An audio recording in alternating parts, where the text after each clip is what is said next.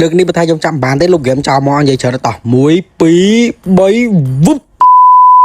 អរគ្នាគាត់តែម៉ោង3ភ្លាមគាត់ថា record EP ចេញមកគាត់ថាស្អាតឯកាយទីដល់ខ្ញុំចូលមកកាយទៅស្អាតមែនតោះអូយថ្ងៃនេះអស់ប្រហែលប៉ុនពេកក៏ស្ដាយដែរធ្វើមិនក៏ដោយចាប់ record នេះឲ្យបានយកមកដល់គ្នាអញ្ចឹងទៅសម្រាប់ record នេះគឺអ្នកគ្នាបើសិនចំណាយច្រើនអាចអស់ខ្ទង់3000ពេកអាចនឹងគាត់ថា200ត្រដែរតែបើសិនជាយើងសំណាងអីអាចថាអស់ទៅដល់ត្រ20ត្រឲ្យបានហើយដល់គ្នាតែបើដូច account ខ្ញុំនេះខ្ញុំត្រៀមចិត្តទុកមុនហើយគឺថាគ្មានថ្ងៃសំណាងតែនេះមកថាបើមិនខ្ទង់2000ក៏3000ដែរចាំមើលឥឡូវថាខ្ញុំចាប់អស់ប្រហែលអីប្រហែលចាំតាមទស្សនាវីដេអូខ្ញុំអូឥឡូវសូមពាណិជ្ជកម្មទីសម្រាប់គ្នាយើងមានតម្រូវការចង់ដាក់ពេកអីចឹងអាចទៅការដាក់ពេញនៅក្នុង website របស់ខ្ញុំផ្ទាល់បានដែលមានឈ្មោះតែចការពេញ store link website ខ្ញុំដាក់នៅក្នុង comment ណាអរគុណ